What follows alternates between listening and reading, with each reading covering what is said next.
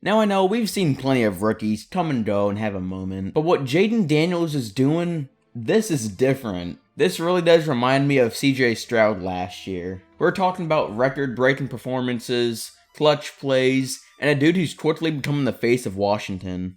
Well, the franchise, not the White House. And I mean, yeah, Washington has had some great quarterbacks come in, but Jayden Daniels looks like he's changing the entire culture. And the way he's balling out, it only feels like the beginning. So if you guys don't remember, let's take a step back in the Washington franchise and take a look at all the other quarterbacks they've had. I mean, there was RG3 who was electric in 2012. I mean, he was actually kind of like Jayden Daniels. He even won Offensive Rookie of the Year, but injuries and drama derailed his career faster than anyone could have imagined. But then Kirk Cousins came along, and he was solid. But let's be honest, Washington never fully committed to him. I mean, he played on back-to-back franchise tags before leaving to Minnesota. And since then, it's just been a revolving door of quarterbacks. Alex Smith, but then he had that horrific leg injury. I mean, they tried Dwayne Haskins, but that tragically never panned out. They even tried out Taylor Heineke, but nothing ever stuck. This team was just begging for a quarterback who they could build around. Someone who could provide consistency and elevate the roster. And now with Jayden Daniels, it looks like they just finally found their guy. But I mean, if you guys knew Jayden Daniels before the NFL, then you already know he was going to be a big hit. I certainly thought he was better than Caleb Williams. Because Jayden Daniels was that guy at LSU. I mean, we're talking about the Heisman Trophy winner. What makes Daniels special is that he's a true dual threat quarterback. He's got a cannon for an arm, can pick apart defensive through the air, but if you give him just a little bit of space, he'll break off a 20-yard run like it's nothing. And that's why the Commanders pulled the trigger on him with the second overall pick in the 2024 NFL Draft. And if you guys remember that pre-NFL Draft hype, people were all over the place with Daniels. Some people had him going first overall to Chicago, while other Washington fans thought that they would take Drake May. I remember arguing with so many people that Drake May was not going to be good in the NFL, and that Jayden Daniels actually had potential. And thankfully, as the draft got closer, it became clear that Jayden Daniels was Washington's guy. And listen, this wasn't about the Commanders needing a quarterback. They needed somebody who could be a game changer. Someone that could play past their rookie contract and get extended. Someone that could give fans hope that this team could actually compete in the NFC East. Jayden Daniels looked pretty good during the offseason and the preseason games, but when Daniels stepped on the field in week 1 against the Tampa Bay Buccaneers, the hype was real. People were curious, excited, maybe a little nervous. But I mean, you're starting a rookie quarterback right out of the gate, and Washington fans know how that could go. And I mean, look, the game didn't exactly go the way Washington wanted. They lost 37-20, but here's the thing. Daniels still showed flashes. He didn't throw for a ton of yards, only 184, but he also didn't turn the ball over, which is huge, especially for a rookie. And even more importantly, he used his legs to make plays. Daniels rushed for 88 yards and scored 2 touchdowns on the ground. Now, yeah, you want your quarterback to do a little more damage with his arm, but in your first NFL game, going against a very experienced and skilled Buccaneers defense, I'd say Daniels did pretty good. But I mean, after this game, you could just tell Jayden had something special. The decision making was there, the confidence was there, and the mobility was definitely there. Daniels might not have gotten the W in week 1, but the potential was clear. Jayden Daniels was playing to win. Week 2 rolls around, and the Washington Commanders were facing the New York Giants. A division game at home. The perfect chance for Daniels to bounce back and show what he's made of.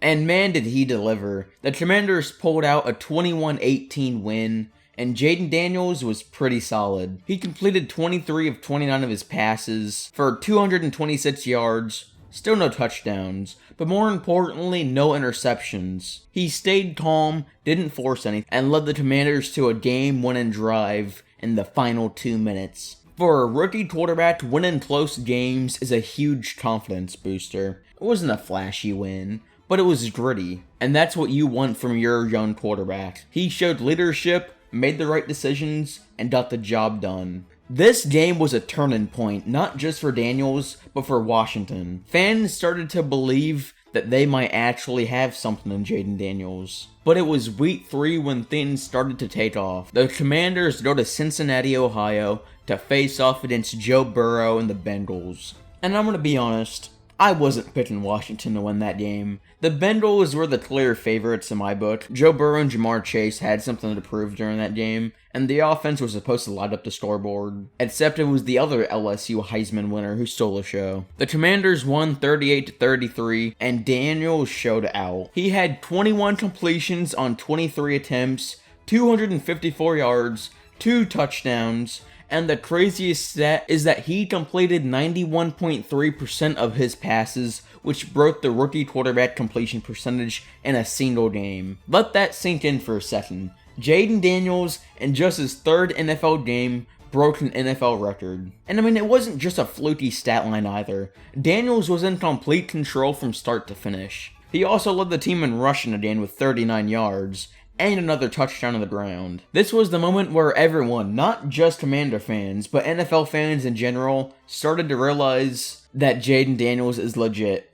And what made this even better is that he outplayed Joe Burrow on his own field in front of a packed crowd in Cincinnati. And Joe Burrow did not play bad at all, but let's be honest, the Bengals never win anything in the early season. And then we get to week 4, the Washington Commanders versus the Arizona Cardinals. This one had a little extra juice in it, given that Daniels played 3 years of college football at Arizona State before transferring to LSU. Adding the fact that Cliff Kingsbury, Washington's offensive coordinator, was just the former head coach of the Cardinals. This was going to be an exciting game for the Commanders. And Daniels didn't disappoint. He completed 26 of 30 of his passes for 233 yards and a touchdown. But once again, Daniels' true dual threat ability showed out, because Daniels had a pretty amazing 9-yard touchdown run. I mean, he was just weaving through the defenders, and he just pretty much danced in the end zone. The Commanders went up 24-7 after the 3rd quarter, and from there it was pretty much game over. That win put Washington up 3-1 on this season, and Daniels became just the 4th quarterback in the Super Bowl era to rush for 4 touchdowns in his 4 first games. The only other 3 quarterbacks to do it was Cam Newton,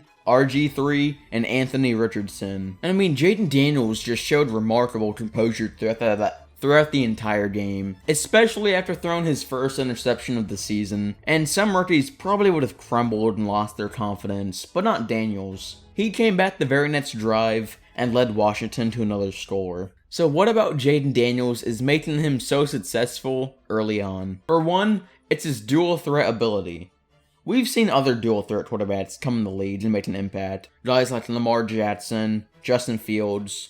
Definitely not Jalen Hurts. But Daniel is just unique. He doesn't rely on his legs too much like Lamar and Justin. He has a very good arm, and he's very accurate. I mean, this is what you see all the great quarterbacks doing. You look to make plays with your arm first, but if the defense gives you an opening, you take it. And in Daniel's case, he's gone. And that's what's been thrown defensive off. We saw this in the Bengals game. He was patient in the pocket, made a little bit of quick reads, and delivered the ball accurately. But when he had to, he used his legs to keep the drives alive. That's the kind of dynamic play that makes dual threats so hard. Now, when you compare Jayden Daniels to other rookie quarterbacks this season, it's clear he's definitely better. Caleb Williams, the #1 overall pick, has not been doing it in Chicago. The Bears have done everything for him. Beef up the offensive line, give him 3 amazing receivers, Devontae Smith.